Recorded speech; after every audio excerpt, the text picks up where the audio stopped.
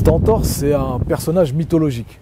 D'où l'expression « avoir une voix de Stentor ». Moi, je lis ça une fois sur ma propre personne dans un média lyonnais, je crois, qui dit « Médine, une voix de Stentor ».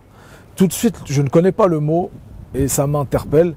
Je googleise, je regarde qui est Stentor et je me rends compte que c'est un personnage mythologique qui a la puissance vocale de 50 hommes quand il arrive sur un champ de bataille.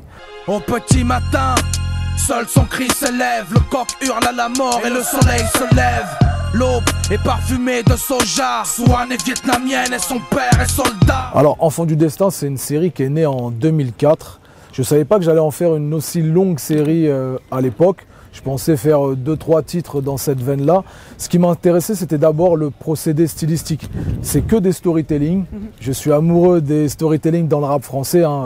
J'en écoutais à travers les textes de Oxmo Puccino, de Akhenaton. C'était eux les maîtres du storytelling à l'époque.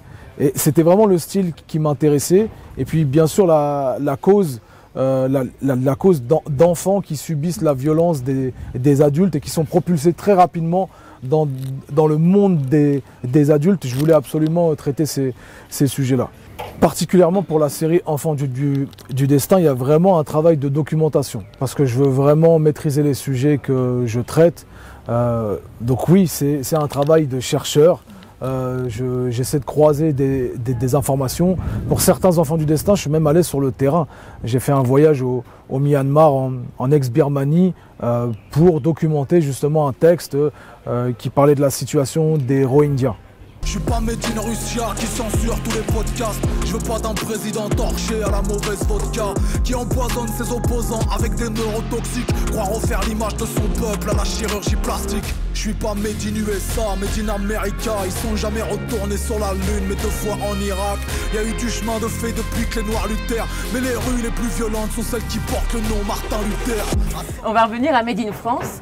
C'est un texte qui est critique sur les sociétés occidentales, capitalistes, aussi sur la France. Vous faites des critiques, mais aussi un peu aussi votre amour. Et aussi sur l'Algérie.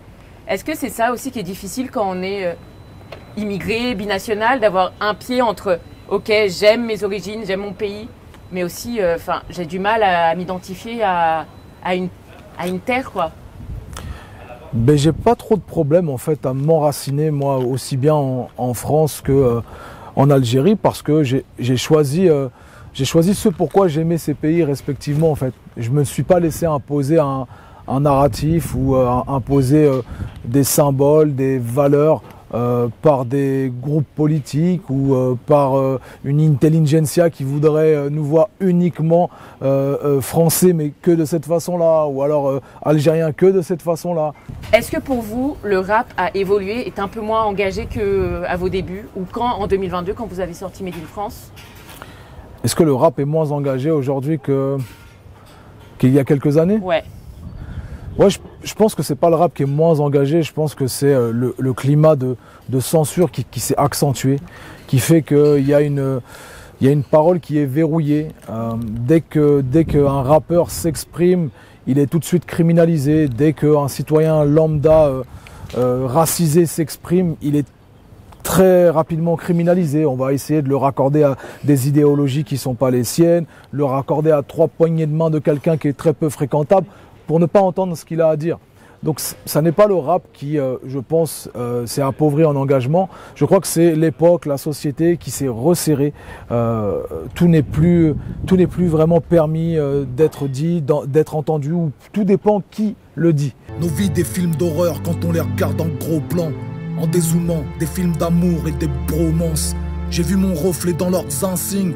J'ai su que le vilain petit canard était un signe. C'est nous la France périphérique, toujours au centre du débat. On rend le pays féerique avec les centres de Demba. Quand on fait la une de l'équipe, on est des fiertés nationales. Mais dans les contrôles de routine, on est des ramasseurs de balles. Comment ça s'est fait cette collab avec La Haine, la comédie musicale? Est-ce qu'on peut appeler ça une comédie musicale? Oui, ils appellent ça une comédie musicale, ouais. Je crois. Ils appellent ça La Haine sur scène, précisément. C'est Mathieu Kassovitz qui m'appelle 1 an avant que le projet ait lieu et il me dit: j'aimerais que tu fasses le final de ce spectacle avec un morceau qui recentre politiquement, socialement, tout ce qu'a incarné le film et tout ce que veut raconter aujourd'hui la mise en scène de ce spectacle. Donc j'accepte la mission. C'est une mission très complexe, je trouve, que de finaliser un spectacle, parce qu'on brise le 4e mur avec ce titre. Et donc je pense avoir rempli la mission avec ce texte, vu les standing ovations quasi instantanées à chaque spectacle. Je déplore le fait qu'on ait besoin encore d'avoir ce genre de texte aujourd'hui. Bien sûr que j'aimerais écrire sur tout à fait autre chose. J'aimerais écrire sur la légèreté de la vie, j'aimerais écrire sur une solidarité existante, j'aimerais écrire sur la légèreté du paysage.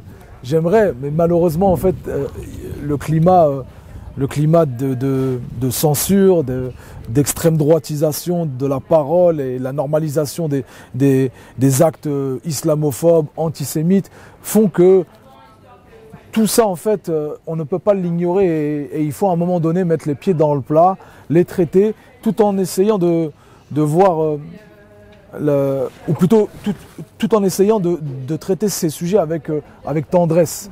C'est ça le plus dur.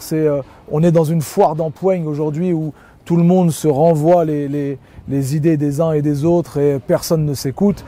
Et du coup, peut-être qu'avec un peu plus de tendresse dans la façon de délivrer les choses, on arriverait à être plus intelligible. Au cul j'ai le même au QTF que l'imam Hassan Hussein.